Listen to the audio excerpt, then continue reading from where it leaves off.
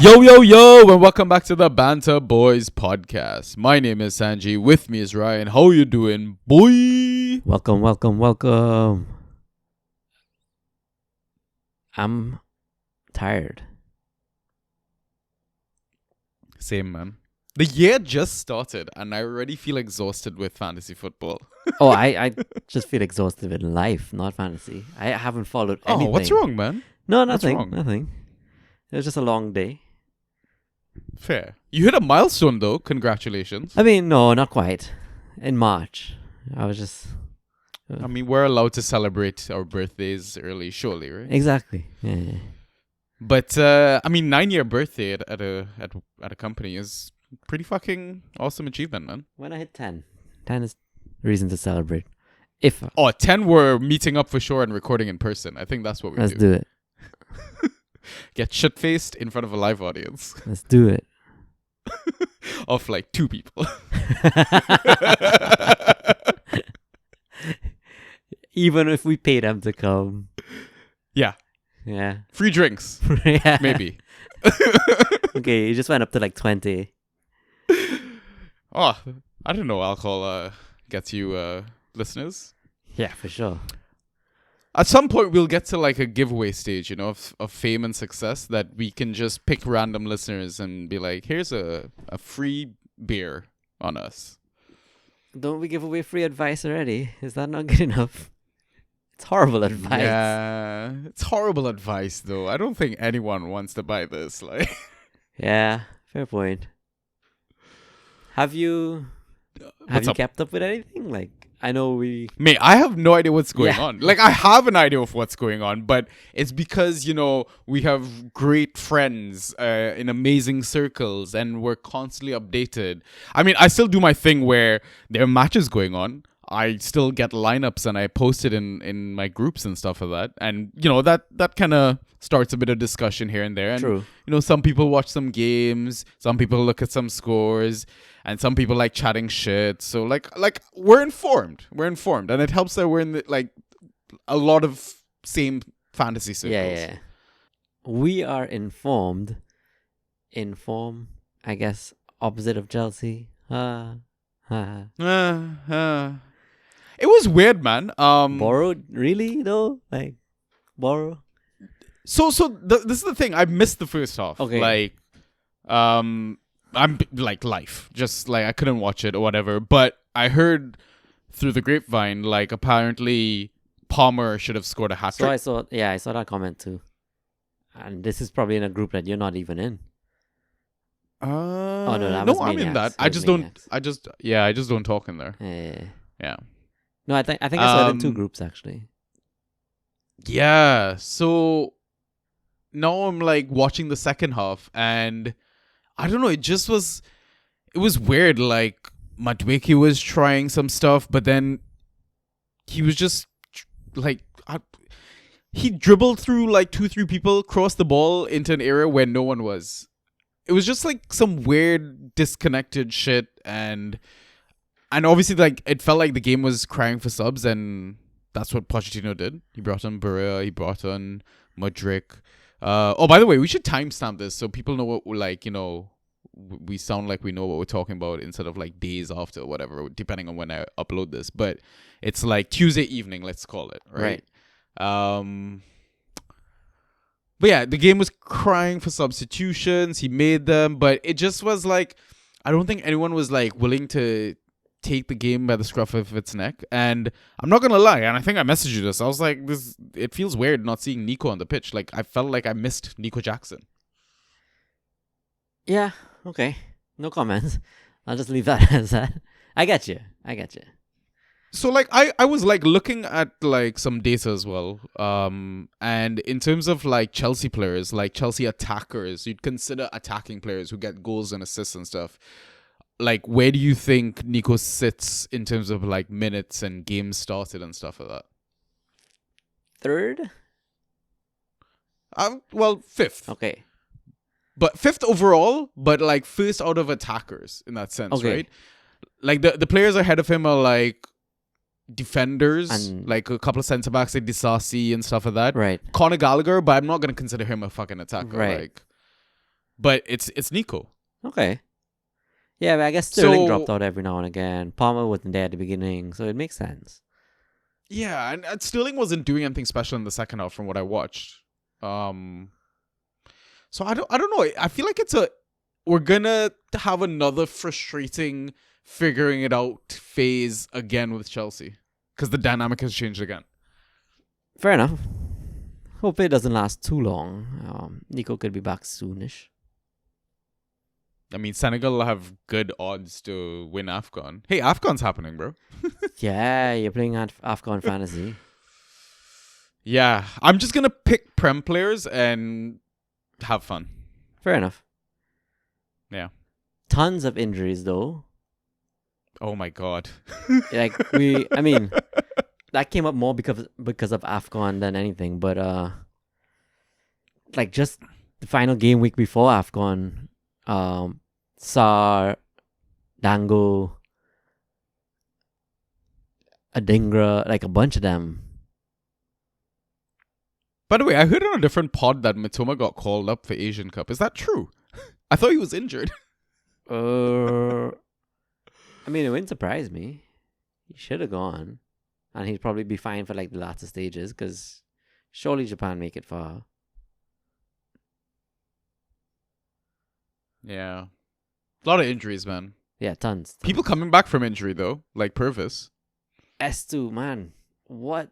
You excited? I am. It was another just rocket from outside the box. Don't know if you saw it. But could not compare to Poro's shot. That thing was a beauty.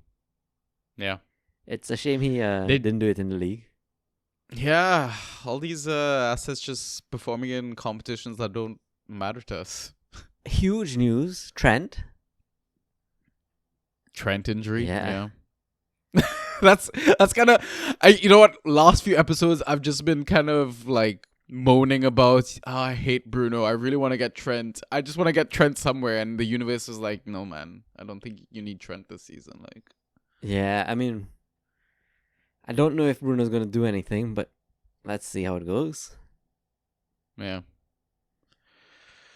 KDB back.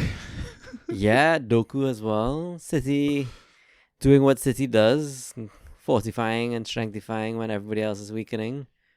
Did they even lose anyone to AFCON? I don't think so. No, right? No. Like, maybe that's why he sold Mahrez. Surely not, but yeah, okay. Hey, come on, man. The newspapers need to write something, you know? Actually, I was now thinking though, like, squad's lost players, but it's AFCON. It's not permanent. It's just temporary. But I was wondering if anybody was going to be buying someone to, plug a gap with all the injuries like Newcastle, Spurs. And lo and behold, Spurs buy not a defender, but Timo on loan, yo. I'm going to cry on this pod tonight, Ryan. I expect good things, actually. Same. Like I really hope he does well. I think it's the Ange system that, like, you yeah, can't... it's just Ange. Yeah, it's yeah. like... Ange is good vibes, man. He'll get the best out of anyone. I could still see him being offside a lot. Like, oh, yeah. But, Yeah. It'll be good. It'll be good watching. He's going to be offside. Richarlison will score offside goals. It'll be a whole thing. Like, Yeah. guess whose ban is over, by the way? Oh, Ivan, the terrible. I at this point, like, and we're gonna get to like league form and all that sort of shit. I don't even care how my season's going. Like right now, I'm on cloud 9 because Ivan's back. Like, I feel bad for them because they still have some injuries. Like Mbeumo's a huge miss, obviously. yeah, massive. I guess Collins is injured still, no? I don't know if Collins was terrible a game week or so ago. So might be a blessing if he is out injured. But I think Jensen might have a knock again. I saw a solid red flag on him. But I think like every team kind of needs a talisman, right? So at least they have Ivan. He might bring out like the best out of other people again. So Yeah, fair. But like, who plays up top with him, right? Wiz is gone. KLP. I guess KLP. KLP's been on form, huh? He stepped up when Yeah. they need. I mean, they've been losing games, so stepped up is relative. But Like I assume like he's either gonna play with Mopai or Mopay or whatever.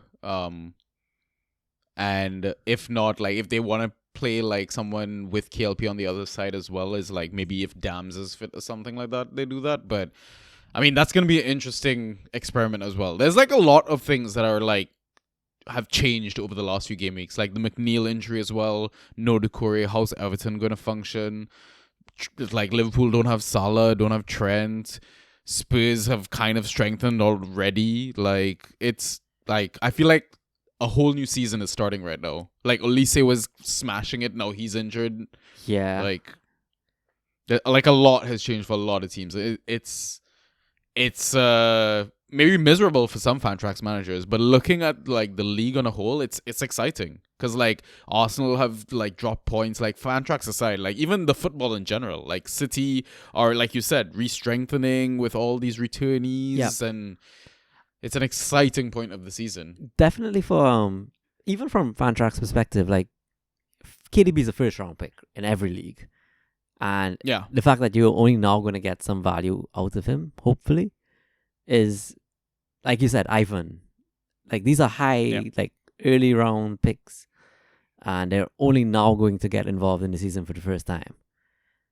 yeah. So actual Fantrax leagues are gonna probably change as Yeah, well. like unless it's crazy. unless managers were trading and like Yeah. prepping for the comeback of some of these assets, the tables can flip around. Yeah, man. It's a fun time of the season. Yeah, honestly, yeah. lot to look forward to. All right, so guys, welcome, back to another regular pod. We've not done one of these in the last few game weeks, so bear with us as we churn through the last 3 game weeks of data, league performances, questions that we've received in our Discord. Come join the Discord, guys. Should probably apologize for not being active the last few days in the Discord. I think we were kind of taking a little bit of a break given how many pods and stuff we were churning out over the Christmas break. Like, I think it was much needed to kind of step away. Agreed. But I mean, Discord is self-sustaining at the moment. It's just popping constantly. I love it. Yeah. Even the bot welcomes you. Yeah, Come say hi to our bot. Like that you'll understand it. You'll understand it. But yeah, welcome back to another Banter Boys episode.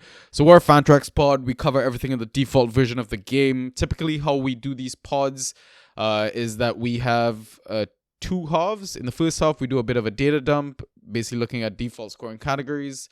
Then we kind of catch up in our league, see how we've been performing, any sort of changes we maybe should make. We'll talk about that a bit. Then we take our halftime pint, and then in the second half, we jump into some Discord and Twitter questions that we receive from our community. Lovely, lovely community. And if you're looking for waiver picks, by the way, you should check out our last episode that we did. Might have been like a week ago or so. It could still be relevant, but I definitely suggest checking it out.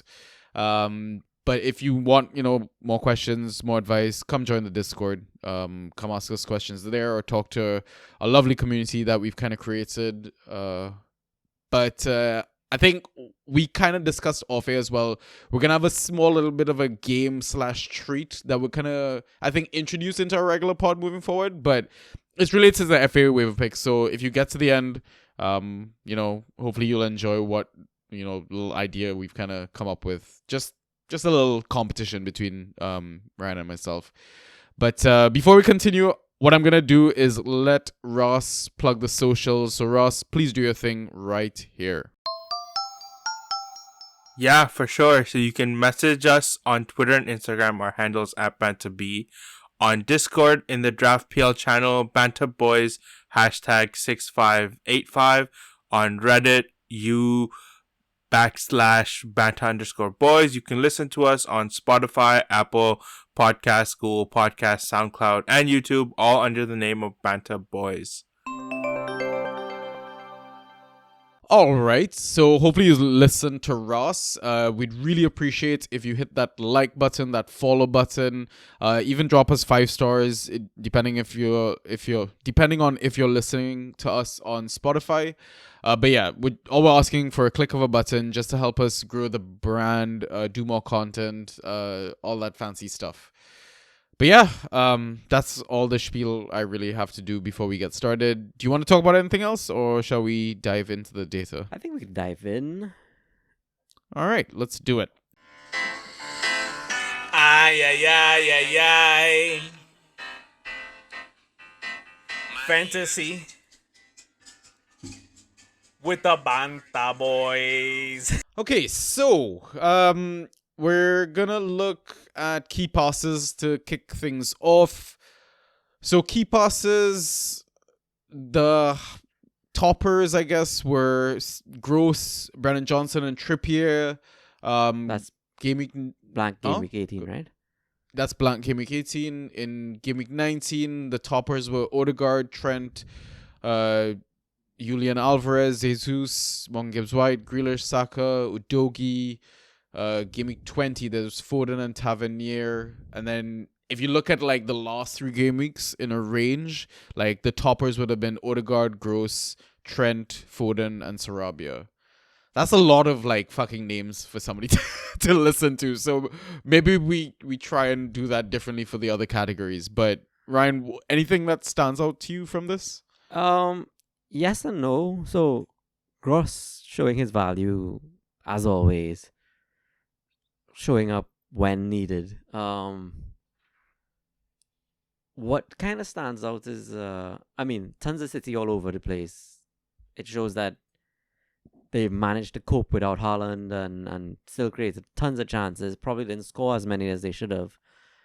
But a team that especially didn't score as many as they should have is Arsenal.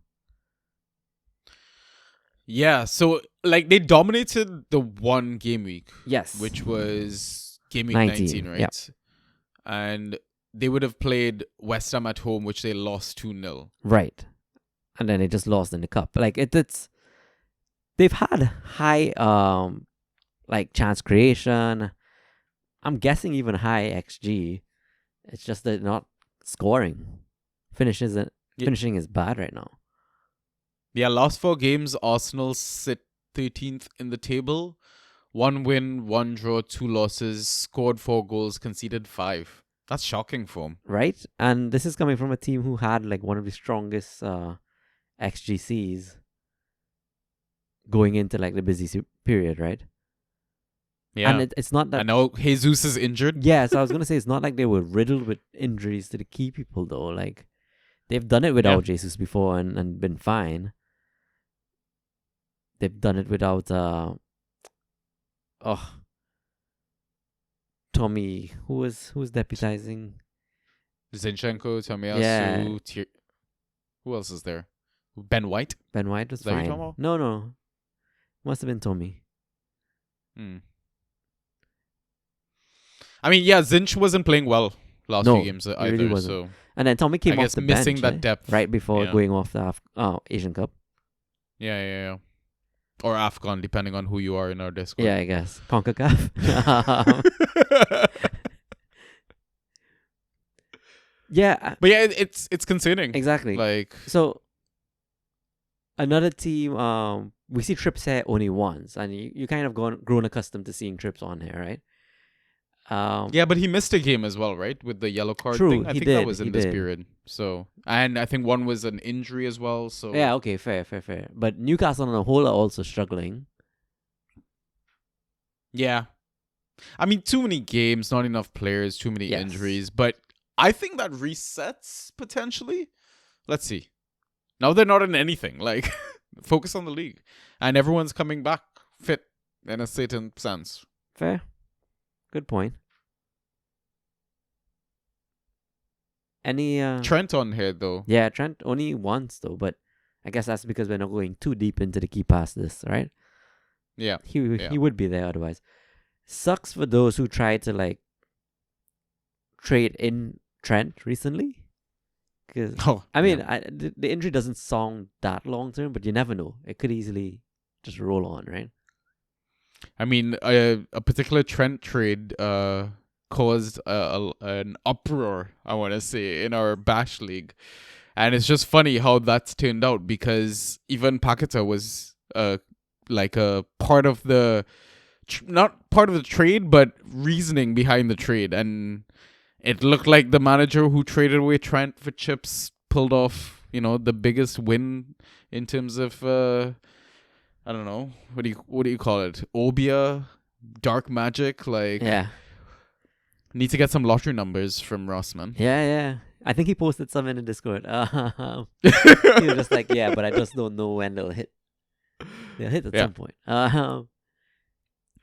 It was funny because it created an uproar or a stir or whatever, and managers were joking. Oh, Ross got kidnapped. Matt coerced him into this, but it was genuinely innocent, right? Fine.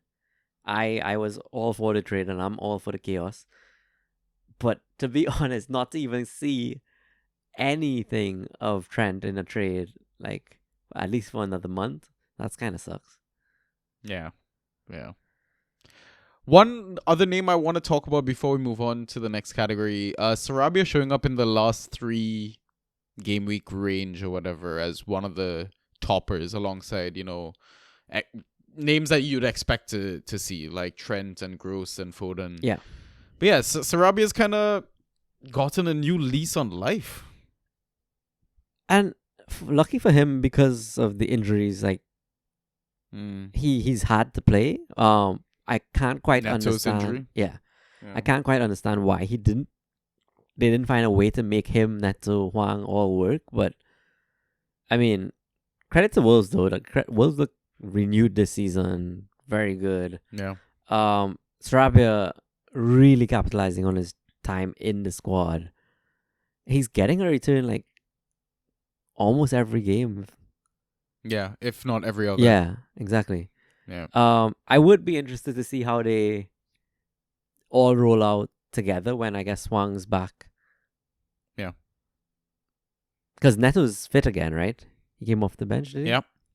Yeah, he got an assist, right? Oh yeah, he did. Instant. In like the cup yeah, game yeah. or something like that. Yeah, he got a return. So yeah, man, Gary O'Neill doing big things, yo. Definitely. Yeah. All right, let's move on to shots and how many on target. Okay, instead of me rolling off names and shit like that, so it's not like a mouthful for our listeners, because we typically don't do like game week ranges. We typically do like game week after game week after game week. Mhm. But because of all this winter shit and all that, we've had to kind of break things up. So how do you want to maybe discuss the shots data? Let's just rattle off the full range, like the bottom one. Yeah, the full range. Yeah. So, I mean, in the last 3 game weeks, and obviously considering the blank and stuff, 18, 19, 20, the highest number of shots attempted in total was 18 by Solanke. He had 6 on target. Then 14 shots attempted by Olise and Saka. Olise with 6 of them on target, Saka with 4 of them on target. And then your boy Ross Barkley attempting 13 shots, and he had 3 of them on target. Thoughts? So I had no clue Barkley was shooting that often. Same. He has been brilliant recently though. Double digits. Constant, pretty much. Solanke, really, really need to give this guy credit. He looks a new player this season. Mm. Him and to a lesser extent Watkins, right? Like Watkins Yeah. was always in and around the box before, but not taking his chances. This season he kind of stepped it up and even been getting a lot of assists. I think same for Solanke really. He's been getting goal after goal after goal. Who is the, like, if you look at the Golden Boot listing right now, I think Solanke was second prior to that last game week. So it's Haaland on 14, Salah tied on 14 as well. But then it's Son and Solanke tied on 12, right? Yeah. So that's nuts. Was this Dom's first hat trick as well for his EPL career? I think so, right? Oh, really? Yeah, okay. quite possibly in like the Prem. Yeah. Yeah, man, he's doing well. He had like the highest number of shots in game week 18 and game week 20. So there's like some form of consistency in that sense. Like, Yeah, definitely. Second on the list, Olise had an insane last 3 game weeks. did he drop like 30 something, like closer to 40 points? No One game more. week. Yeah. He's averaging like 20 something in last 3 or something. But surely now, Eze owners must be buzzing because you'd assume all those points are now going to be Eze's points because he's going to be running the play for Palace. Right, and he should get back penalties and all of that, right? And set pieces. Yeah. But what's crazy though is we've kind of had a small sample size of like the Eze Olise combo. It's very small. Like Eze owners must be slightly worried though. Like, would you not be worried now? Olise comes back and Eze goes back to being still a great asset, but no longer like an Olise level asset. Like, So I don't know if to worry. I feel like Olise just kind of deputized a lot of things, like say penalties, because he took the one with Eze on the pitch. yeah, but Eze was like just back Exactly, from injury, so I'm exactly. assuming it's a fitness thing And that you don't let him take. Exactly. It, So that's why I'm not too worried. Like I think if Olise comes back, I think they'll divide the responsibilities a bit more if both fit. would you be against trading out Eze though? With you understand my concern though, like. Yes and no, but I feel like it's not. We didn't see enough to prompt it. So I think as a whole owner, I would have held. If you're trading Eze though, what sort of asset would you be expecting? Oof. I would still want a very solid asset. What's a forward that I could get for Eze? Jota? I would want more than Jota. I would argue that Solanke? yes. I mean, Solanke is only up. I would say Watkins. Like, ooh, that's stiff. Too steep. Yeah, that's a bit too stiff. Too stiff. Solanke is a bit too low. I mean, Yeah. I'd argue Darwin even. Like, Yeah, I don't mind a Darwin. Richarlison? too return low? dependent, I think. And then with Yeah, what's his fair. name in there? Timo. People Fair. are worried now. If you're going defender though, who would you be aiming for? Ooh, Estupinian? Oh, that is a tasty idea, but I am so scared of Brighton and all their fitnesses. Yeah, I'm worried for him. Like, he's Yeah. come back, immediately started playing again, and like, I don't know how long he had training and working with the team again, but it just seems like he came right back into the squad. He's immediately gone into the cup games, and it's like he's overworked again. Yeah. Would you attempt a Trent offer now that he's injured? He's Ooh. probably going to be missing for a bit. Right? Yeah, that's tempting. Yeah. Cool. Just food for thought. Yeah. All right. Anything else you want to talk about here? Not really. We discussed Saka and Arsenal on a whole, I guess. So Yeah. I just find it funny that Darwin is showing up in gaming 20, 8 shots attempted, 5 on target. Did he even score that game week? he got an assist, Right. smashed it So in just- terms of ghosts, but Yeah, but he still can't fucking score goals, so. no. Did he score? I had him. Oh? He put up 20 something. I don't know. I Yeah, I think think he got the assist. Yeah. Right. Eat your heart out, Nico Jackson. All right. Accurate crosses. So looking at the 3 game week range, the highest number was 7 by Doughty, and then 5 by Trent, Tavernier, and Trippier. Thoughts? The trio of T's. Yeah. I didn't even realize that. I mean, you'd expect these guys, right? Trent, Tav, Trips. But Doughty, yo, what an asset he's turned into.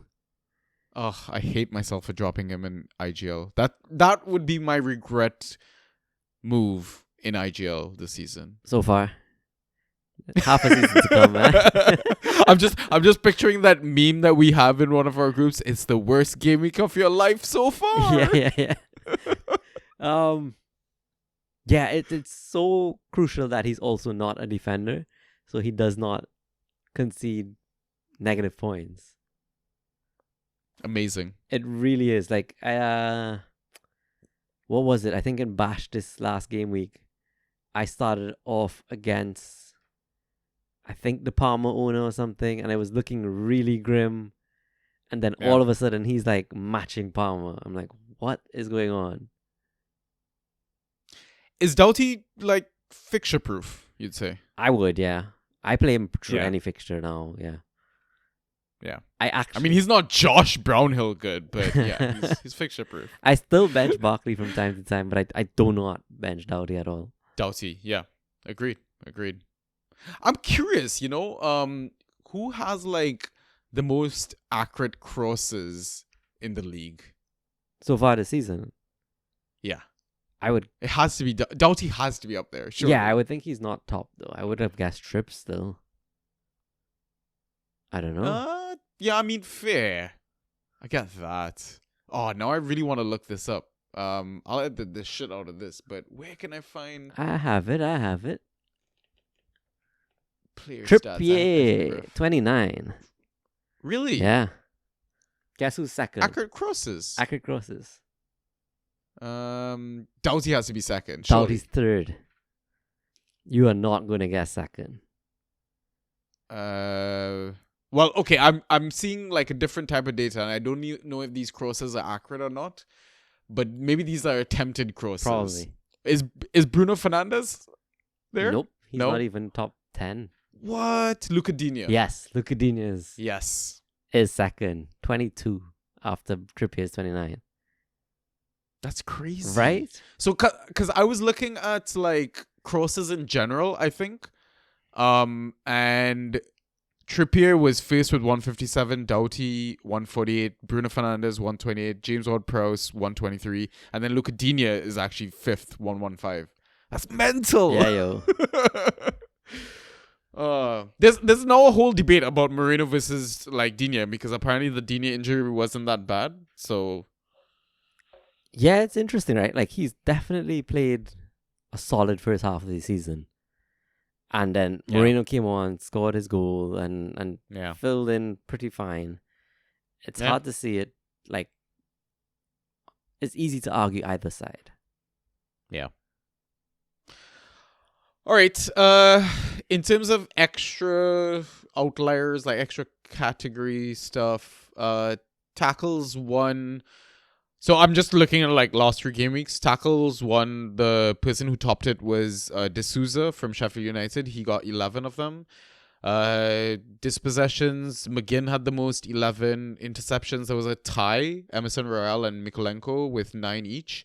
Clearances, Murillo had 20 of them. He's from Nottingham Forest.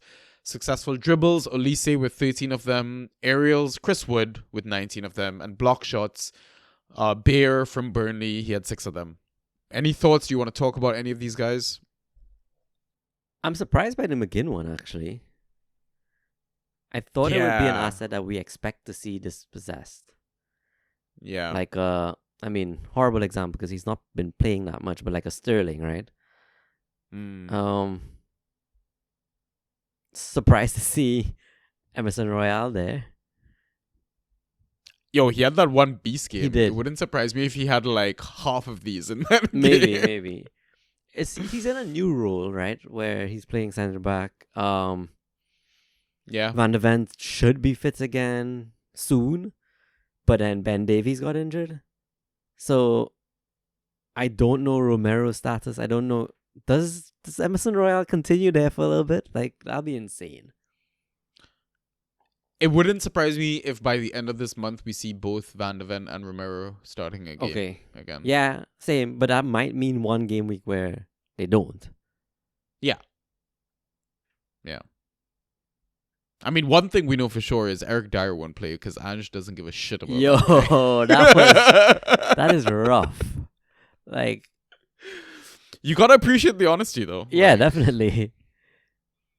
Oh man, Yeah. Rough life, bro. definitely. Rough life. Chris Wood, credit to him, got that hat trick. Looks a new a reborn player, I should say, Yeah. under Nuno, but aerials is where he thrives, so nothing too surprising there. He's a big guy. Yeah. Nothing else. Cool. I think we can move on to our next segment then, which is league updates. All right.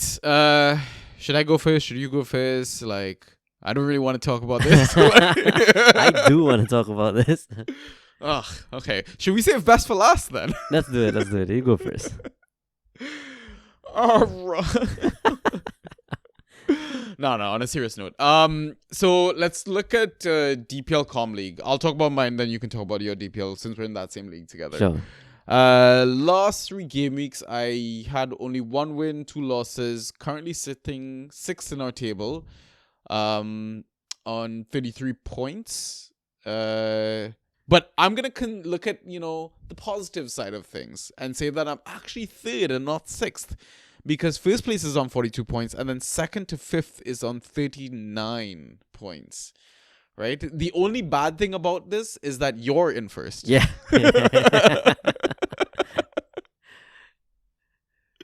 So obviously you won all of your 3 games in a row. I right? did. Not to steal your highlights, but I mean, yeah. Let's talk about our results and stuff together, and then we'll talk about our goods together, etc., Sure. etc. So I mean, yeah, I had 3 wins back to back. Okay, nobody likes to show off. Okay, But so I actually was super worried about this time because no Holland, right? I did this Yeah, with no true. Holland. yeah, and you're a Nunez owner, so like, how do you survive? So Nunes actually stepped up big time. I mean, Yeah. recently he's been ghosting well, just not finishing his chances, I guess. Yeah. I think I got lucky in terms of Adebayo, for example, Mateta stepping up when needed. And these guys were just Yeah. free pickups, right? I mean, you listened to the advice that we gave. Yeah, really. basically, like I lost Holland. I needed a forward, and Yeah. there were 2 what looked like really good forwards available. So I grabbed both, and they've been smashing. There's still great options. I agree. To go get Yeah. if you can. And then Yeah. Box really stepping up and delivering 3 game weeks in a row. Can't Yeah. complain at all. Yeah, that's fair. Yeah, I mean, the way I kind of looked at it was like last 3 game weeks, who were like my top performers, like points wise or points per game wise.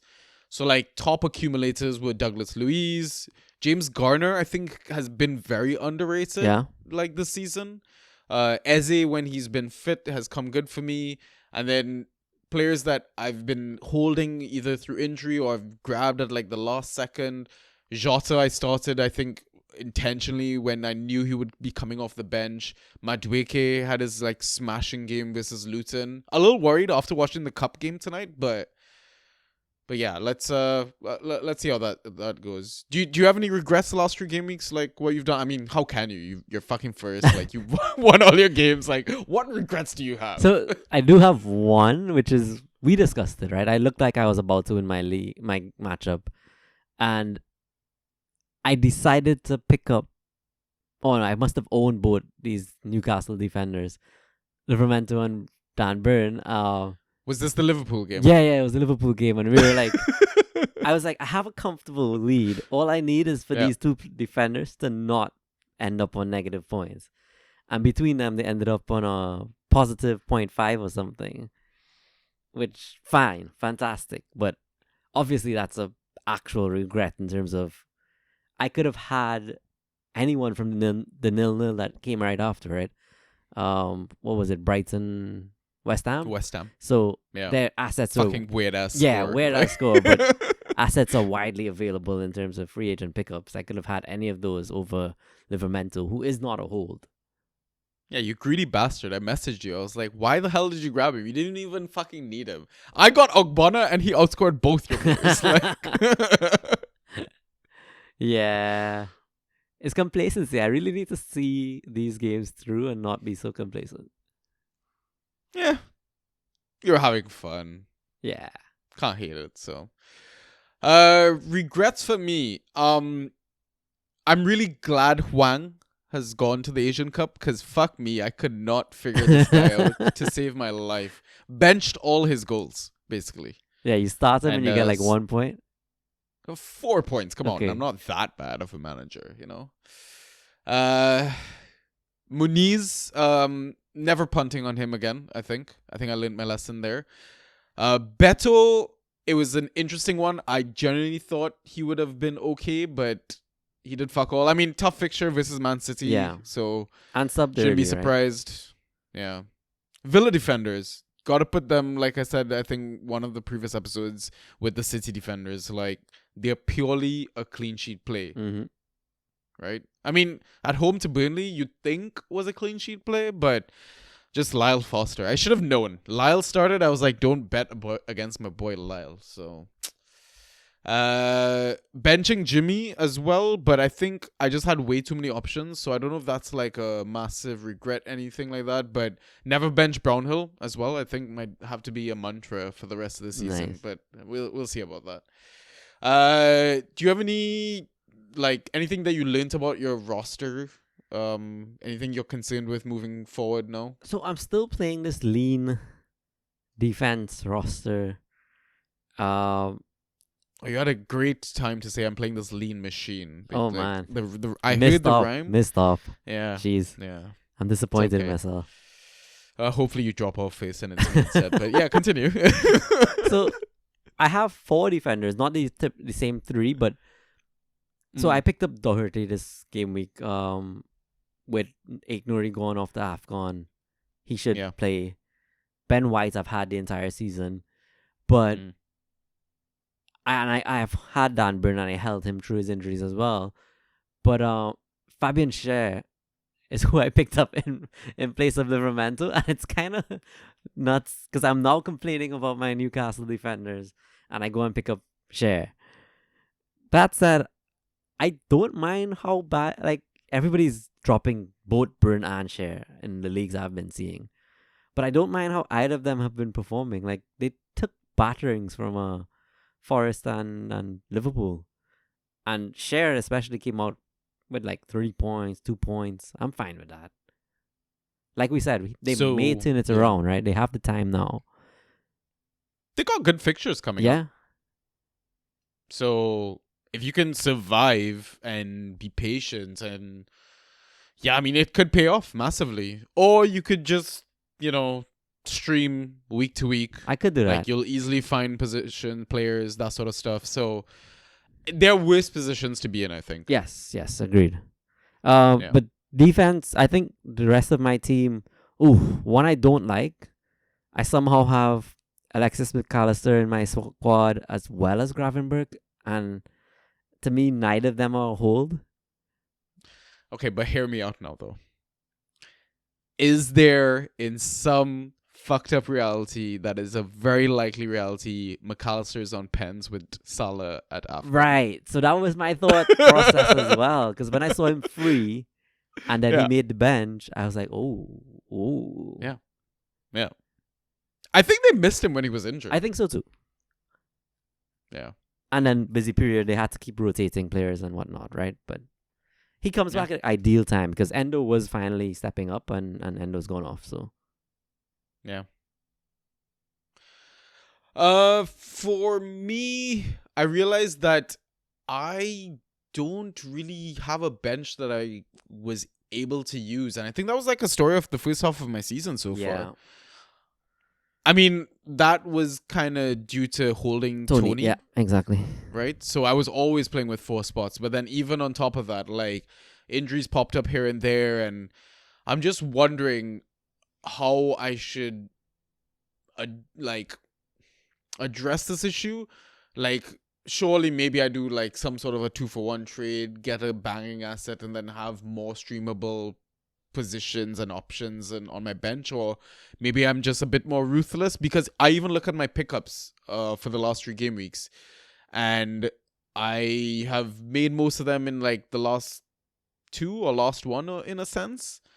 Like the Montiel one, I was like very last second this game week sort of pick up. I think I spent a couple of fab on him, and I'm happy with that because I think even in the cup game that they drew, he got an assist. I think for Dominguez's goal again. Oh, really? It Um, was I- the same combo. Yeah. Wow. I think I tagged you in one of our chats or something like that. Because we talked about it, like maybe Nuno could get a vibe out of these Argentine boys. So, I mean, the Ogbonna one, I got him. I played him out of like shits and giggles in the game week that I lost. But I remember listening to our waiver episode, and again, I suggest you go back and listen to these episodes, guys.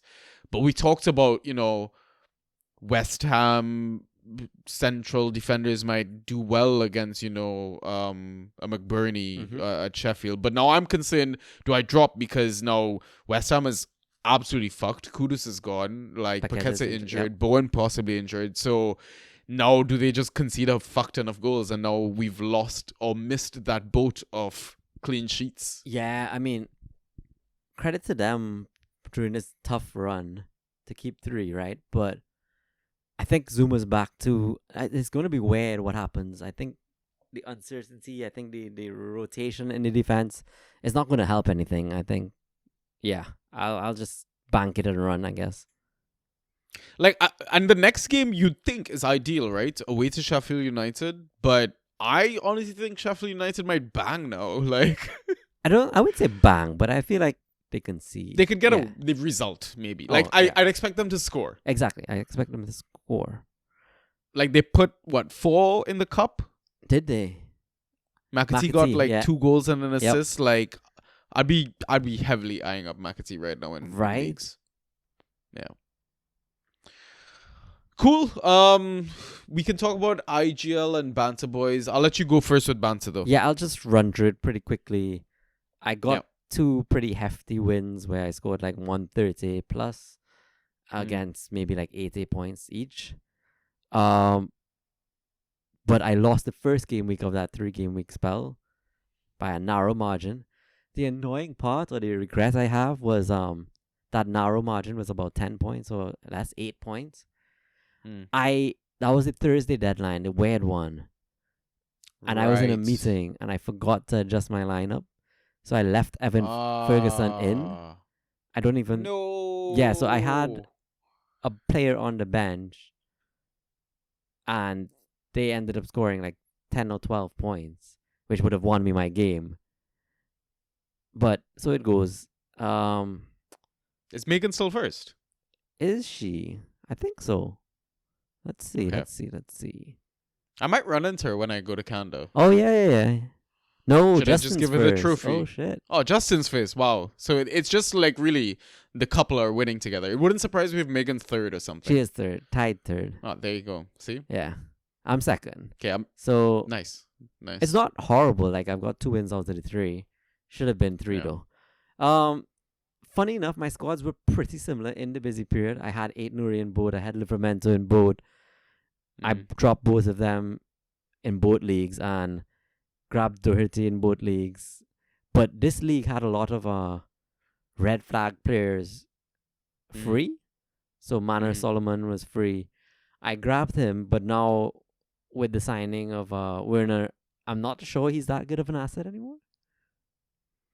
Yeah, like what's the rush in bringing him back? Exactly. Surely Timo plays ahead of him.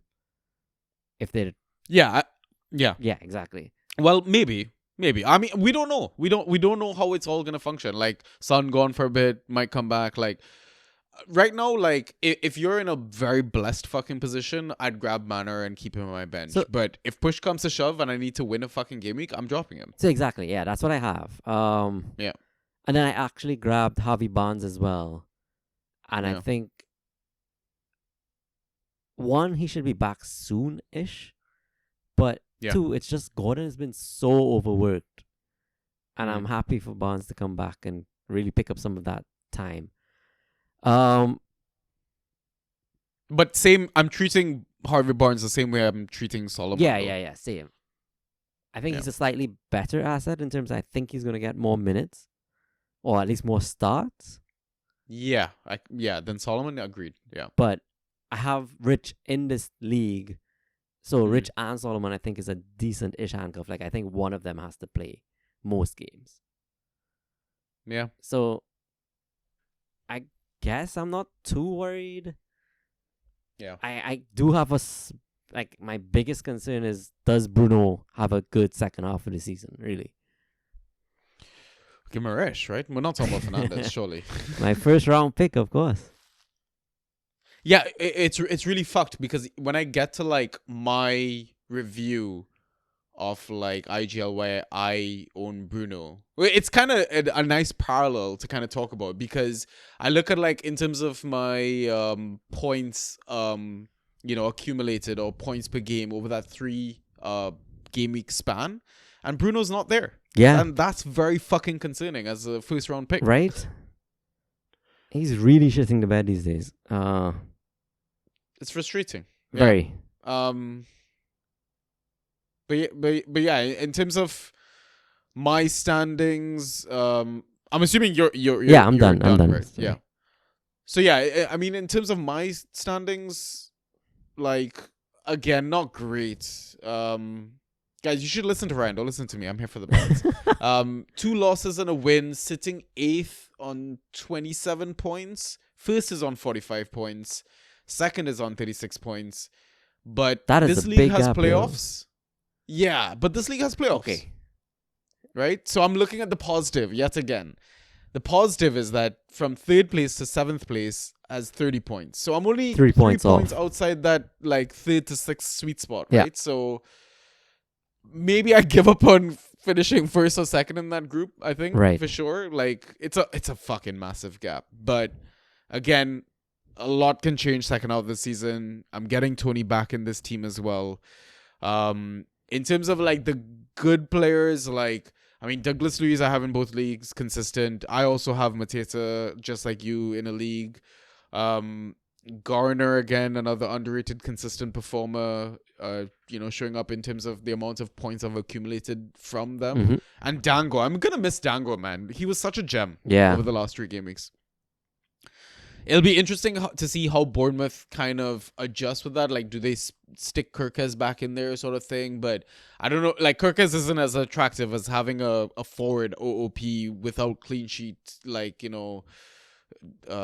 what is the word I'm looking for? Like, not conceding like the fucking -2 every time. Right. You concede a goal or whatever. And in terms of like points per game, Gakpo now getting minutes is exciting. He kind of had that banging game versus Burnley.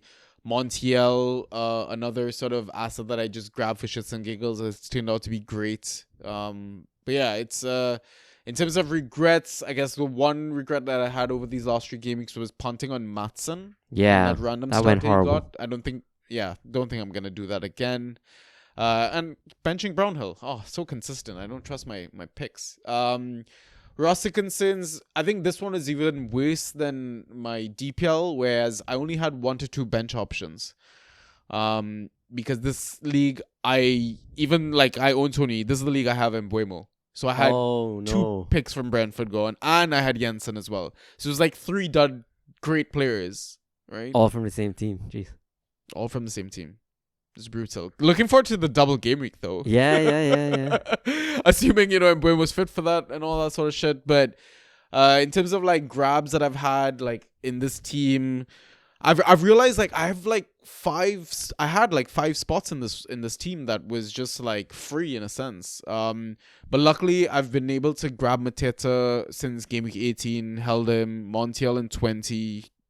I think I'm just gonna hold him. I'm assuming he's gonna get the start consistently.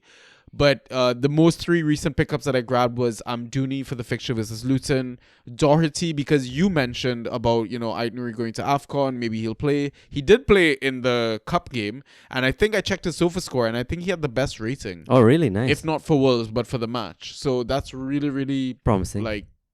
very promising. And Matty Cash I grabbed. I don't know why. He ghosted well actually in his last game. He got like 10.5 or something. He did, but then just be mindful that you said it just now, right? Villa defenders, be wary. But that's centre backs. Yes, okay. I mean, Cash has the ability to fade in games too, but Oh, 100%. Yes, good reminder. I don't hate it. The upside is there.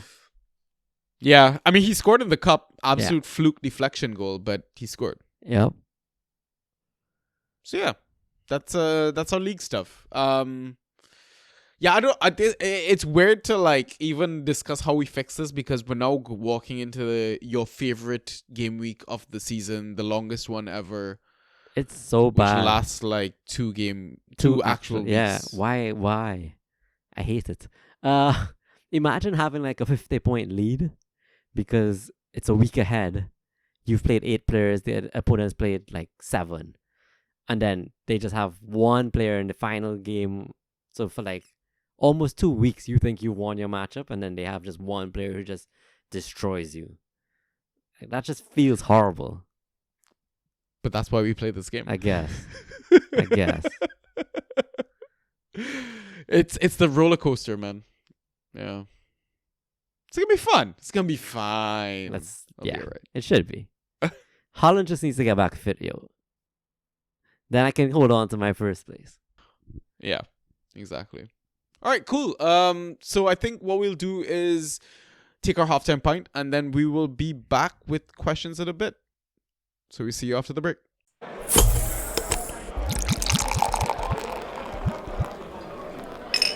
And we are back. I need to fucking pack. Oh yeah, you fly off tomorrow. Yeah, I'm on vacation, man. It's gonna be Nice. fun. It's the first time I'm taking like actual proper fly off somewhere, don't do any fucking work vacation since I've started working. Lovely. So. You're gonna hate Yeah. it. No, I'm Oh, joking. I know. I'm flying to Canada. Yeah. Flying from like cold to cold. Like, what am I doing? Any plans to play an indoor game?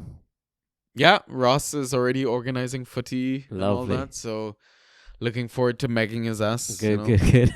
Yeah. Please record a clip for the Discord. Oh, that's a fantastic idea. I'll see if I can. Somebody must have a GoPro. If not, I'll put my phone somewhere and try to record something. Nice. So Nice. yeah, it should be fun. Other than that, just chill with parents. Do a bit of life admin shit. Yeah, maybe see Kyle again. Yeah. I don't know. Okay. Yeah, just catch up with friends. I've not been back in like 5 years, so Oh, when I went, it was what, like almost 10. Like Jesus, proper. wow. I passed through, right, but not like stayed for 2 weeks. do they still drink Tim Hortons? What was I gonna ask? Oh, right. Did you guys do that Tinder thing? You had a guest recently. You guys both matched with the same Tinder girl. Oh no, she didn't come out. No. Yeah. So I know Oh, I no. mentioned it on Discord, and I was hoping we got some kind of story out of this. Oh, you mentioned it on Discord. No way. I made a joke about it. I was like, yeah, Sancho's gonna have a Tinder story Oh. for us soon. True. Yeah. Unfortunately, she didn't show up, and it's a pity because I would have immediately asked her, "Can you please give us 5 stars?" So Yeah, so it's what I tell everyone now. Like when people are like, they do the whole podcast thing. I'm like, yeah, you should look it up. You know, instead of me explaining to them, I take them to Spotify in person. I'm like, oh, I mean, while you're there, would you mind just giving us 5 stars? Nice. So, yeah, he's not afraid to whore himself out, guys. no, it's for you guys, obviously. True. Just trying to make content better, make the brand better, you know. So, anyways, we got some questions. Looks like a lot from Ben. I freaking love Ben. Ben's in India right now, anyways. Is he? Nice. Yeah. Shout out to you, Ben. He sent me a video of him in like a tuk-tuk or something, and they crashed another tuk-tuk. And the person in the opposite tuk-tuk flew out of their chair, and Ben was just there recording. No. Yeah. So Ben basically won that chariot death match. Chicken. But Tuk-tuk yeah, chicken. Ben's got some questions. Yeah, chickens. But yeah, we'll take turns answering, I guess, from guests. Sure. Okay, I'll go first. Okay. Yeah. So Ben is asking, Aston Villa, are they A, unlucky, B, playing improving opposition, or C, something else? And he's asking, does the recent teams form alter Fantrack's picks? So I mean, to kind of timestamp it, he asked this question on Boxing Day, right? Yes. So they would have played a fixture, I think, in between his question. Yes, they Oh, would they have played played- the game week 18 fixture. Yeah. 19 as well, right? Because the game week started on the 26th. So I'm assuming he. I don't know when he asked this. Did they play on this Tuesday? No. No. So he would. Um. Oh, no, they they did. did. Yeah, they lost And to they lost. United. Okay, so he must 3-2. have asked after that. Yes. Right. Yeah. Um. That United game was weird. Like United played good football, but they just fucking sucked to finish chances. Right, and Villa, if anything, just let that game slip.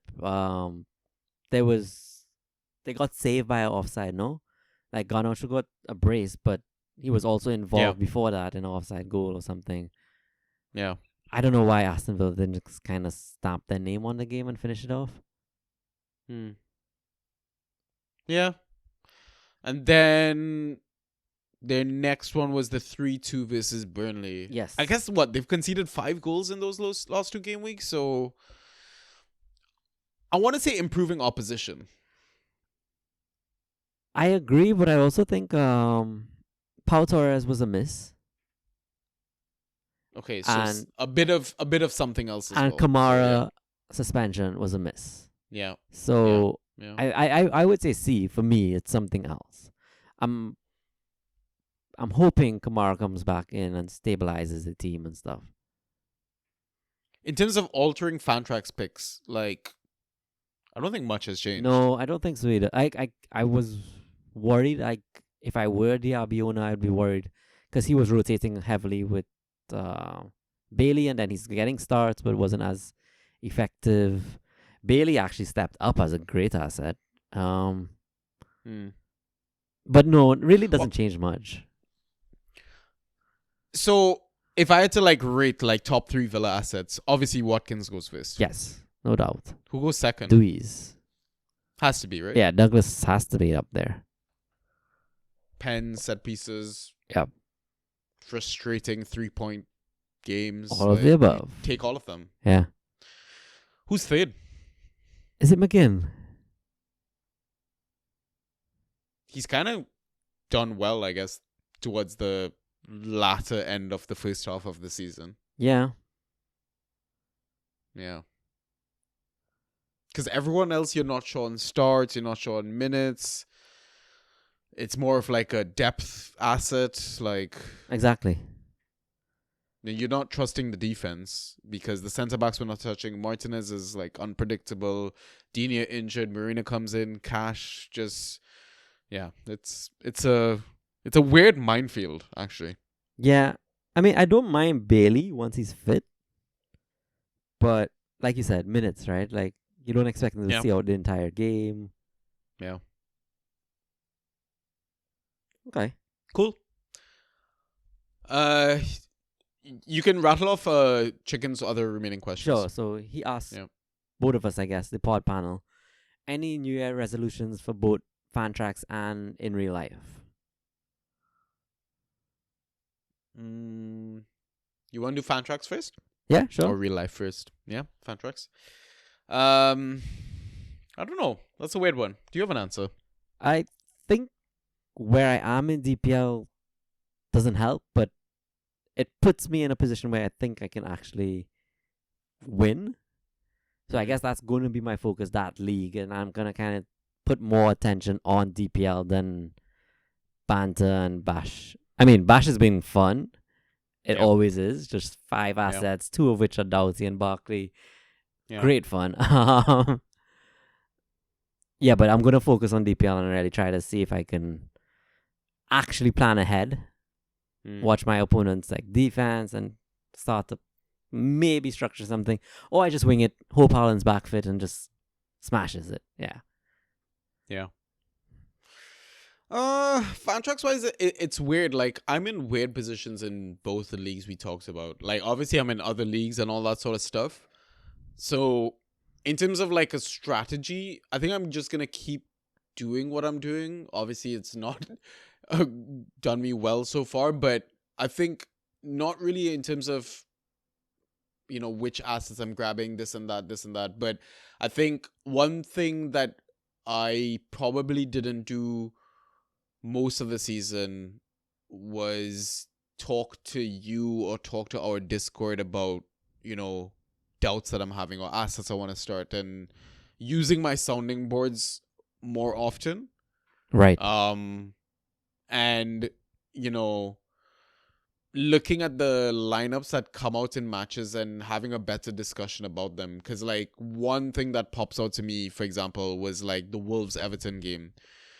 Like, maybe trying to identify trends, like, of, No Corey. certain players miss. Yeah, exactly, right? The impacts of, like, looking at that sort of stuff.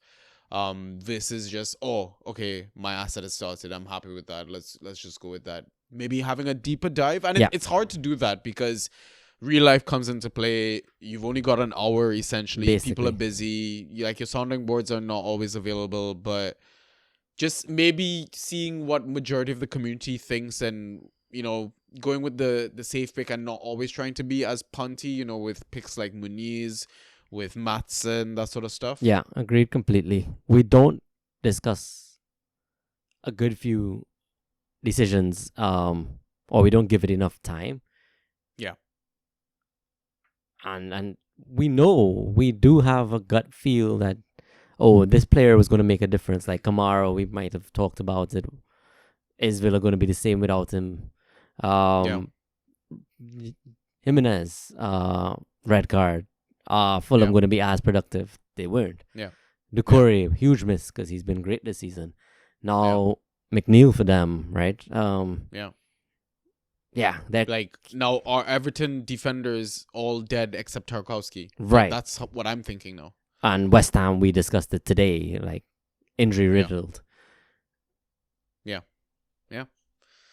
So I mean, not just looking at the lineups, but like going on like apps like SofaScore and stuff, where you can see the entire formation against each other, like both teams. So it gives you the bigger picture of which players are playing where, and just having a better analysis, I think, of trying to decide which assets to start and which ones to bench and which ones to stream, etc. So We say that now, and then 2 weeks from now, we do it once, and it's like, never again. real life resolutions. Just a fitness one to some degree. So Hmm. usually I would just work out to one, try to stay slim. I'm aging, so it's not working that well. I mean, just say it. You're trying to look good for Carnival. Yeah, so I'm not actually doing anything carnival related this year, so I don't even have that. But usually I would. Yeah. But usually it's just like I do a 5K or something for cardio, right? I don't have any purpose behind it. Like goals. Yeah, fitness exactly. goals. I do a workout, but it's more like just to maintain muscle mass, so it's just to maybe grow a little bit, nothing significant. This year, I'm actually trying to improve my football, like stamina, agility, things like that. I've never done a targeted workout regime specific to improving in football. Yeah. So first time I'm gonna really like research it and do that this year. And the reason for that is because my skills have hit a ceiling. Like, I'm not getting better. Maybe hit that ceiling 10 years ago. And I'm just looking for any edge I can get now. Next year is going to be steroids, guys. I love that. No, that's great. I have something similar, like fitness as well. Like, I think this year was one of my worst in terms of not, I would say fitness, but like the amount of injuries that I picked up. Like, I swear I was injured so fucking much. And it was so frustrating. I couldn't play any team sports or anything like that. So I think figuring out a way to avoid getting injured or putting myself in situations to get injured or whatever, right? But I think my goal really is to play some form of team sport in football and I'm gonna say cricket. Nice. By this summer. So I had the opportunities last year. Because of the injuries, I couldn't, and I think that would be my goal this year. So, knock on wood, everything goes well. But real life goal. Nice. Sweet. Chickens has one more question. I think. Yeah. So his last question, he posted it on the 29th of December. He said, Tony time is nearly upon us. One more Prem game, and then he's eligible. Did you draft him? What has it cost you in a blank bench spot for 19 or 20 game weeks, half a season? And would you do it again? Those are his questions. And this is perfect because I was the Tony owner between the both of Yep. us, who I've owned in both leagues Yep. since draft day. And I mean, we kind of did cover like my bench options in that blank game week as well. Like I had like one option in both leagues. So who knows? Maybe, obviously, like I drafted Tony, I think, what was it? I want to say between 8, 9, or 10th round in either Yeah, it one was of those leagues. Later than he should have been, but obviously because he's missing half a season.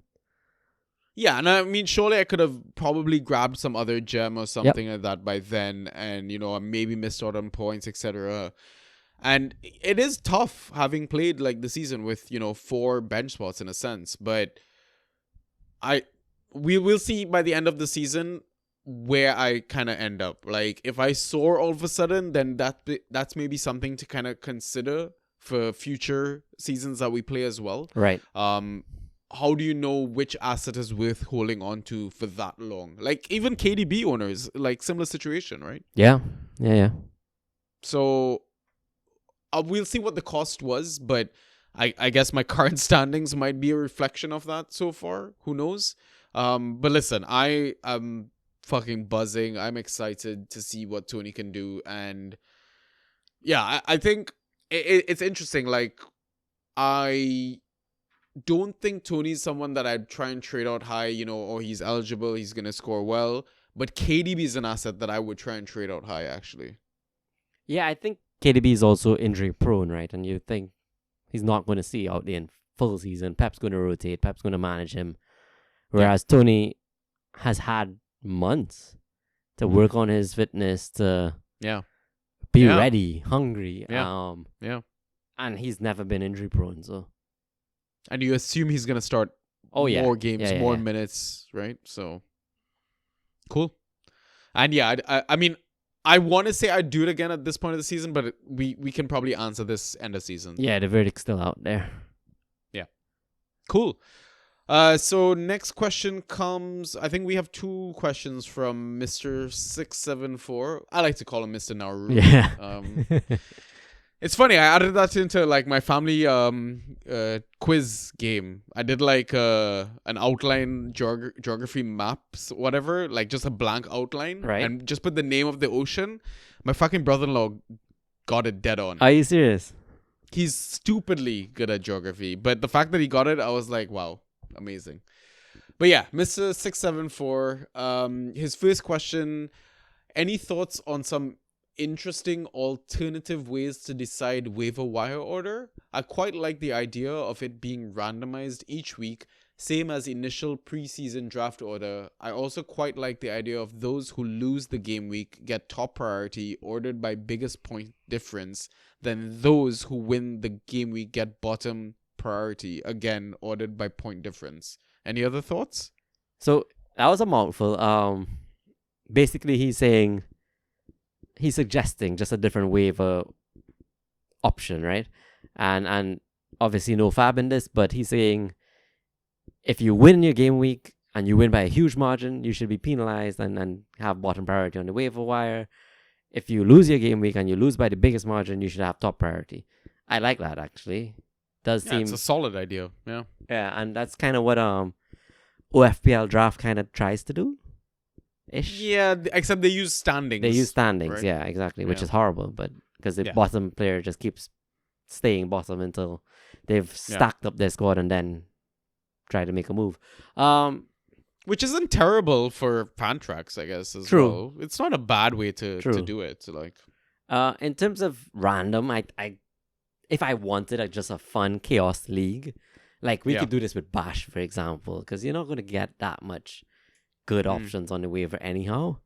Yeah, I think random is fun as hell, but I also think something like, I don't know, go through players' names, first letter of their name, rank it A to Z, if you're tied on a letter, then go by points for. And then next game week, just cycle through the next letter of their name and let's just randomize it again. And let's just see how it goes. So Interesting. if your name is Aaron and you start with AAR, like A, you go first in 1 week, you go first in the second week, with an R.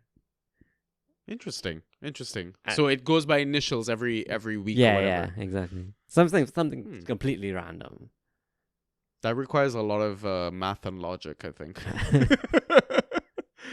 That's interesting. I was thinking of something completely out there. So look every game week, who got the most negative points. So like be it yellow cards, goals conceded, I don't know, dispossessions, that sort of stuff. And if you've accumulated the most negative points, then you get first priority the next waiver window. And just keep going down the list. And keep going down the list. So yeah, I mean, if you had no negatives, then you'd be at the bottom, I guess, Right. of the waiver priority order. But something just random and crazy. Yeah. Yeah, so those are two. I don't think anyone's ever going to use them, but yeah. So, in my work FPL league, Mm. just on my team, right? We have 4 people in my team that play FPL.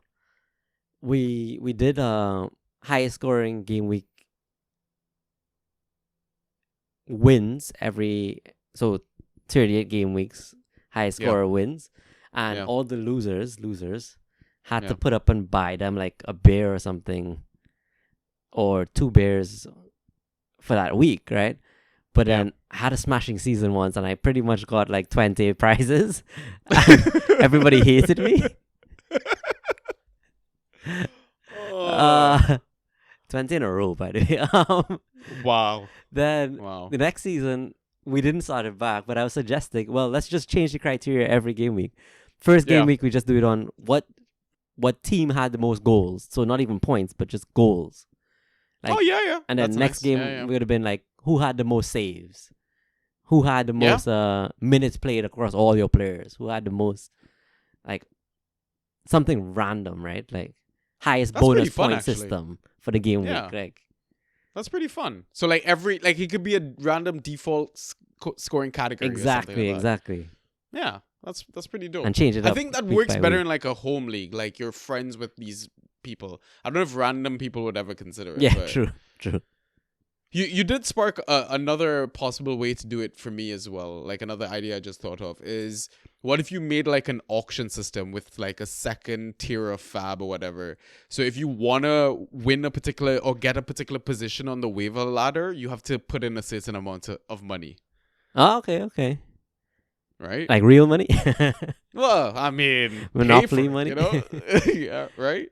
But yeah, so like if you want first, you bid 40 fab or something. But if you want to overtake, now you go 41 or something like that, right? And depending on how much you want to spend or how much you've actually bid to get that first spot, it puts you, your waiver or whatever. But yeah. I mean, okay, we can do okay. this all night. We can Yeah, do yeah, this we all night. could This do is it. fun. It's a good This is question. fun. It's a good question. Yeah, love that question.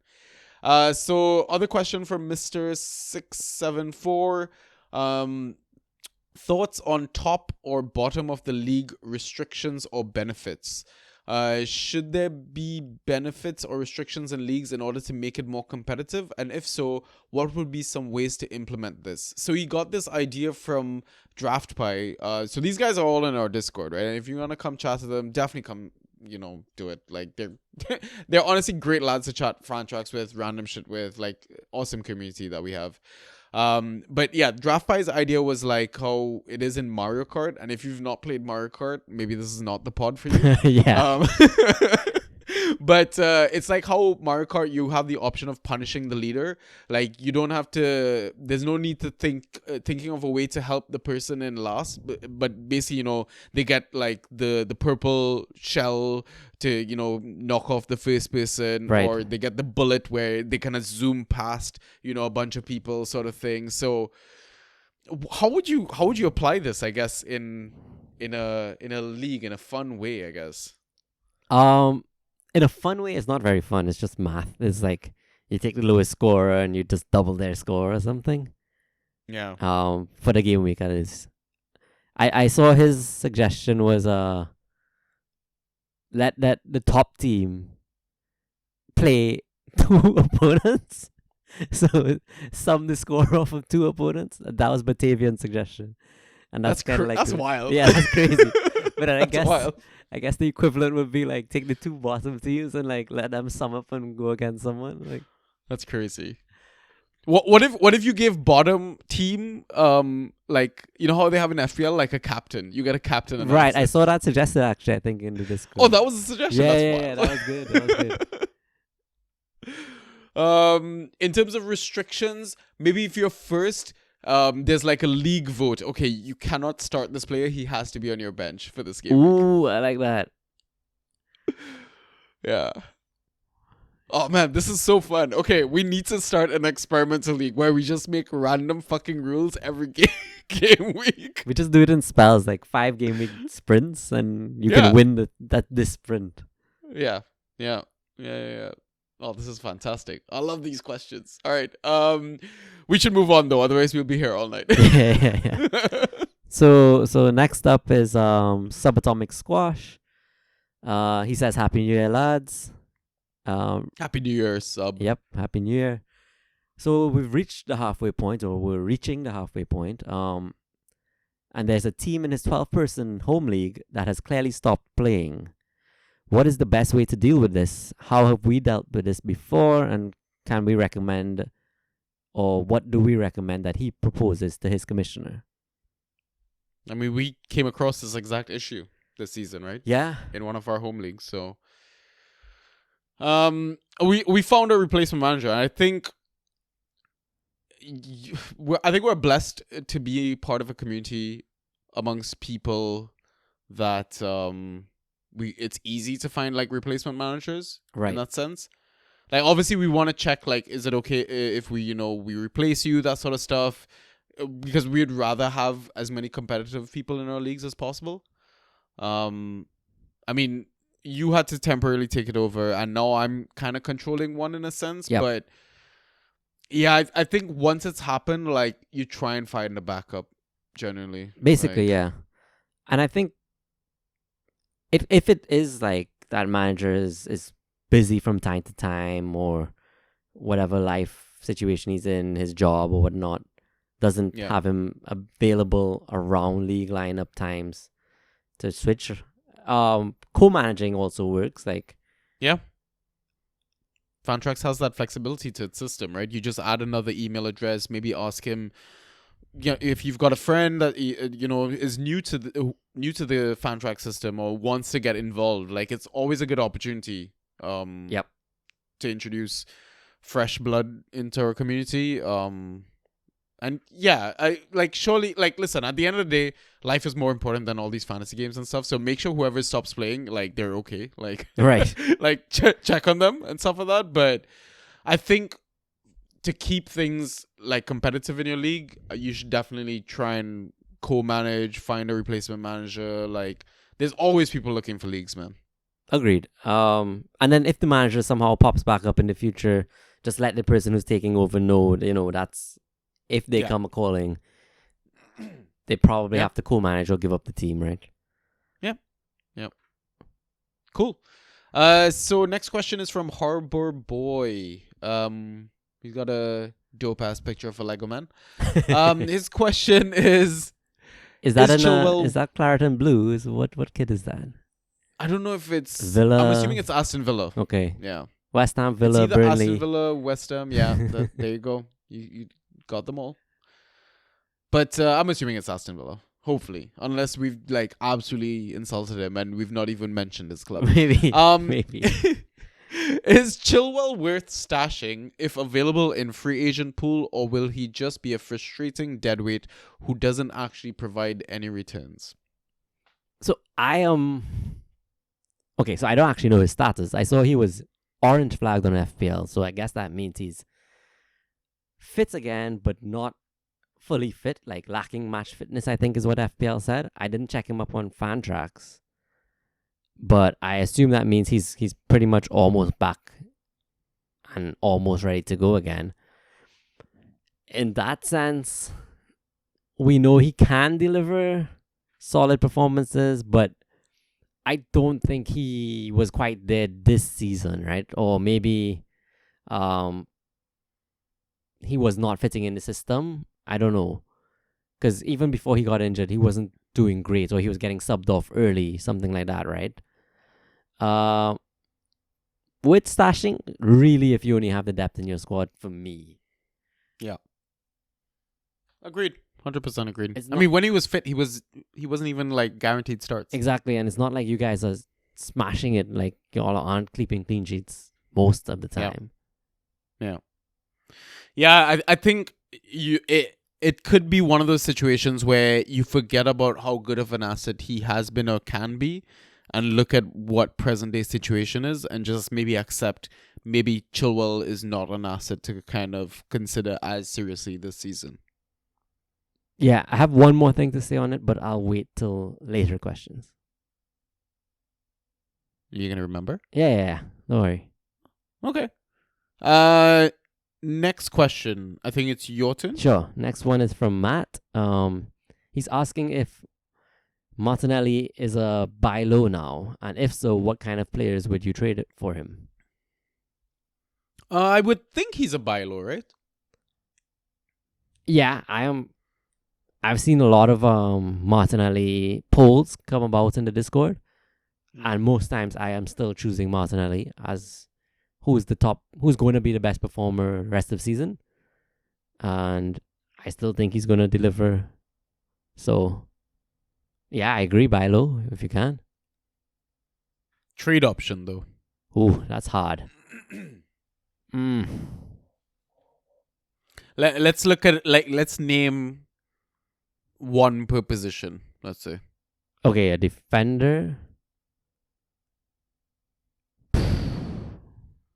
Van Dijk. I'd keep Van Dijk though. Okay. Tarkowski, you keep. Yeah. Maybe Pinnock. Pinnock, I was thinking too, was the next one I was coming to. But his poor form recently is gonna not Yeah, I think he's also a help. buy low if you want him, right?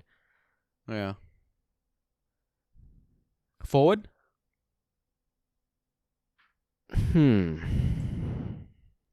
Solanke? Solanke's a good shout. I like Solanke.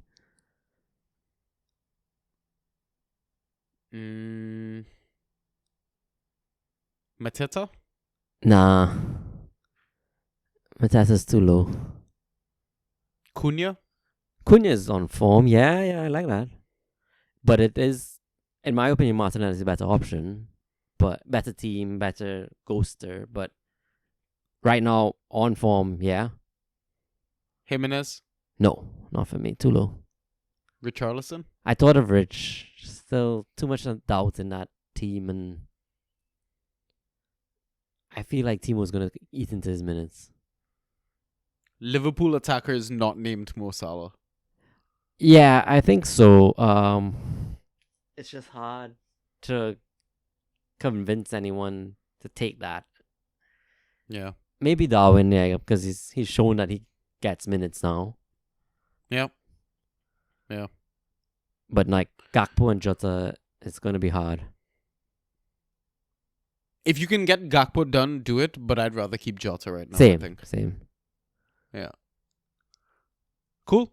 So the next question is I'm not doing mids because I He don't is know. a mid. Mid for mid. Yeah. That's why.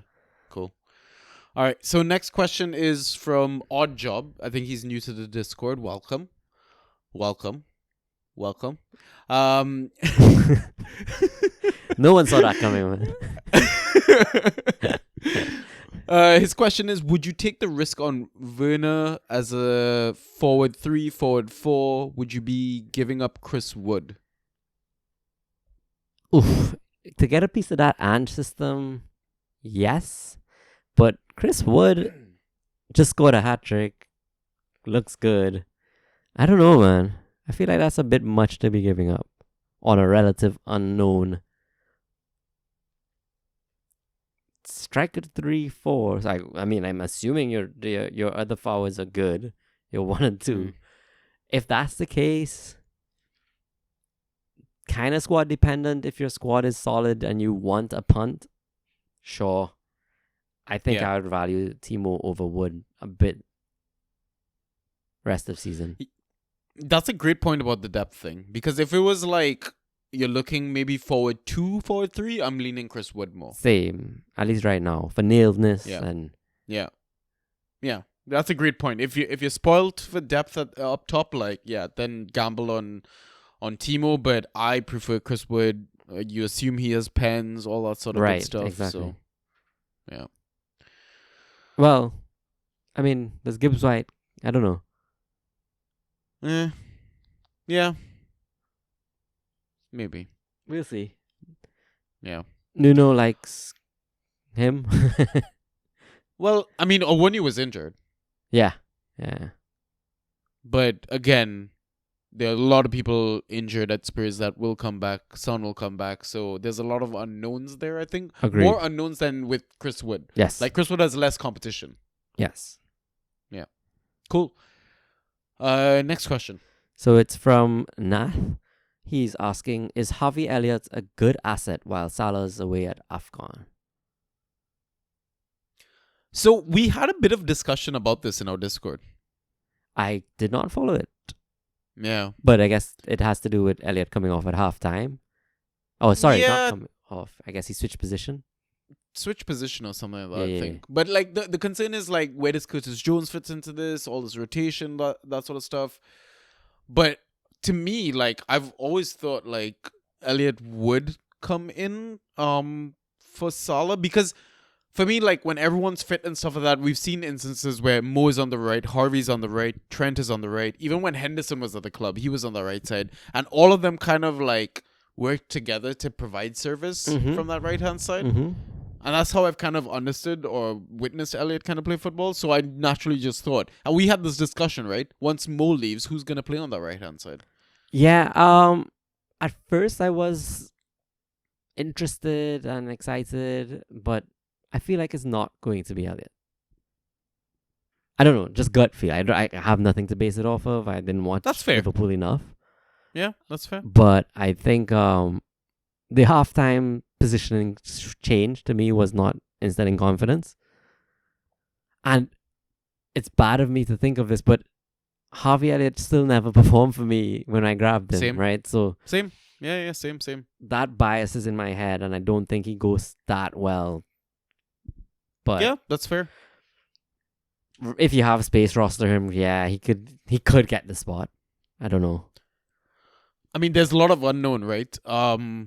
Liverpool are missing 2 of their top creators, Salah and Trent. So maybe, like, someone has to fucking create, right? Yeah. I mean, Mark is going to step up, obviously, and be great. But For selfish reasons. yeah. But maybe right now it could be like a bit of a purple patch for Harvey. It could be. I think. You take that gamble and it pays off. Yeah, I think I'd definitely want a piece of the Liverpool attack for the next few game weeks anyhow. I just don't know if it's... I feel like Harvey will be a bit deeper, but to be fair, he could still do well in that spot anyhow. Like we saw Curtis do well. Yeah. I agree with your point, though. If you can afford to take the gamble, do it, but he wouldn't be like a priority pick for me right now if I'm struggling. Yeah. Cool. So those are all our Discord questions. We had one from Twitter, but it was a question that we kind of already got, right? About Chilwell. So yeah, this is why I'll come back to it and I'll be like, yeah, let's give Frog Toga a different response. He's definitely with the roster. It's more because I'm sure after we just bash Chilwell, he's going to come back, smash it, and then we're just looking like we have egg on our face. I mean, that's why we gave the disclaimer that we're a terrible pod. True. Yeah. Or we So could we're just safe. play both sides and then we were right regardless. What we should have done is in the first half, big up Chilwell. The second half, just shit on him. Yeah, okay. Yeah. So depending on which part of the pod you listen to, win-win. Or lose. I don't know. But Like yeah, we talked about you. Chilwell. So, thank you. See, it's easy for you to say when you're in first place, right? Yeah, I'm trying not to be a dick about it, but I really should. Yeah. I'm waiting for your Icarus moment, really. I need to start sending our commish some trades now. Oh, fucking hell. You know, I put a poll of that I saw terrible it. trade I you saw got. it. It was Yeah. unanimous. It was a landslide It was victory. It was unanimous. great. Yeah. It was great. Yeah. Man, I do envy leagues that have like trades that fly, like good trades, Yeah. not like shit trades and stuff like that. But good lord, some of the trades that we get in our inbox, like ridiculous. Correct. I got one I got offered that I didn't end up polling. I think I got offered Konate for Douglas Luiz and Gakpo. Yeah, Right. I had the same reaction. I laughed. Yeah. Okay, cool. Yeah. Like, to be fair, I sent him Deweys and Gakpo for Trent. Obviously that was okay. never gonna happen, Yeah. right? But so I get the banter back in Gotcha. a sense. But it was more like showing my interest in Trent. But who's laughing now? So Oh, actually, question yeah. though. I haven't seen Yep. this discussed in many chats, forums, anything. Who Yeah. replaces Trent? I assume Connor Bradley. Oh, really? Yeah. I haven't seen this man flying off on any shelves in any Yeah. league. He went in our DPL league. Did he? No. I think he did. I was now Yeah. gonna go looking. Okay. Yeah. Timo's on waivers now as well. So Oh shit. they'll play Whoa. for the Friday ones. So I mean, if you gotten this late into the pod, as a reminder, go put a bid on Timo. Yeah. Don't let it slip by. Yeah. Yeah. Is that a Stevie G pun? No. See what you did there. Love that. Yeah, our admin talked about Dem on this day. You know, they do OTD or whatever on this day. Dembaba Oh, yeah, signed yeah. a contract or whatever. Right. It was about Dembaba, and they used the Stevie G slip as the clip for Dembaba. lovely. I don't think that's ever gonna die. Lovely. So yeah, it was great. But yeah, guys, those are the questions, and that is the pod. You still want to play our game? Quick, Let's do it. quick Let's games. do it really quick. Okay, so we're each gonna pick a streamer option, basically under 40%. So it's basically like from our waiver stuff, but obviously like percentages have changed since our last waiver pod. You should still go check that out because it might still be relevant in your league. But what I want to see is how low of a percent we can go, and then I guess which one of our picks outperforms the other. So we're trying to. I mean, if we can find a zero hero, then fucking we've smashed it. Like So should that sort of thing, right? I feel like we should do 2 each because I feel like one is just gonna be if they don't 2 start. each. As in, we're going. I'm picking one. You're picking one, right? We're going against each other. Yeah. So Yeah. Fair. I feel like if I go really out there and my player Yeah. doesn't even play, it's just like easy win for you. Okay. Whereas with Are we two- adding up the scores? Oh yeah, they're- let's do that. Okay. Because I feel like with 2, at least I can play Okay. one safe and one really out there. Yeah. Fair. Okay. Should we just do like A B B A? Yeah, let's do that. Okay. I'm a gentleman, so you go first. I mean, Zero Hero. Now that you've mentioned him, I'm gonna go first. But Connor Roberts. Connor Roberts, as in like Burnley defender. Sorry, Connor. Jeez. Connor Bradley. Bradley. Yeah. Oh fucking hell! You scared the shit out of me. I- Is he's showing 1% he's rostered though. 2. Is he? I thought it was 0. When I looked just now, I 1%. read badly. I mean, it's close. It's close. I don't mind that. I mean, you definitely stole a pick of mine, but yeah, I like that. Okay. So I've got to go 2 in a row now. yes. Good lord, this is gonna be fucking difficult now, because I feel like you got the best one possible. Okay, let's go with some of the advice / punt that we're gonna take, but this rostership is so high. 16% own Matt Doherty. Ooh. Okay. Yeah. How do we scale Um, this? Yeah, I have no idea how. The ownership has I didn't to- even think about this. The ownership has to scale this point somehow. We'll just do a multiplication or something. You're the Yeah, smart yeah, one yeah. between the Fine. two of us. You know math. But we figured out a way how to justify these picks and stuff like that. Gosh, other low ownership punts. Ooh, I thought of one. His ownership is 2%. Gonzalo Montiel, Ooh. Okay. Fair. Forest defender. Is it that Got some low? attacking returns, Seriously? got clean sheets. Yeah, he's still 2%, bro. That's crazy. All right. That's crazy. So that's my low percent pick. So I'll let you round it off then. So my next pick is going to be out there again. Oscar Bob, just like the name. Oh, I like that. I think he's gonna come off the bench. This kid is a baller, man. Yeah, I like him. I like him. Yeah, 1% he's a baller. own. Probably not gonna start, but let's see. Let's see. Yeah, fair. I mean, assuming this whole, I have an idea of how this whole scaling thing works. If you get any sort of points from Bradley and Bob, I think you've won. But Dirty could actually like get a clean sheet, get a return, and then Score 40 points. That's what I'm hoping for. yeah. Yeah. Let's see. Okay, fun. Cool, man. That's it. You have anything to add before we sign off? We're not gonna pod for a while again, too, right? Because of the longest game week of life. Yeah. Nothing to add. I think just enjoy your trip, man.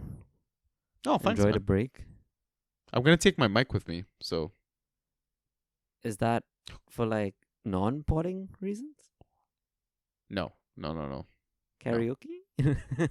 Ooh, I've actually never done karaoke before. Really? Are you serious? Yeah, Oh man. yeah, serious. Yeah, I'm scared of my own voice. Yeah, it would be if I were you. Oh no, sorry, that was Yeah. your face. Yeah, I mean, potting and singing are two different things, and that's also why we don't have live streams. So Fair. yeah, You know what? I might be like, hey Ross, you want to just randomly record some fun segment, yo. like a live recording? He'll probably have something non-alcoholic. I'll definitely be drunk. Like, it'll be great. Lovely. Sounds like a Yeah. good time.